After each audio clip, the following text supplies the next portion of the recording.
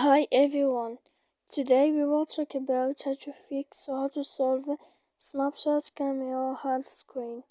To know how to fix or how to solve Snapchat camera half screen, you should just go to settings like this. You will click.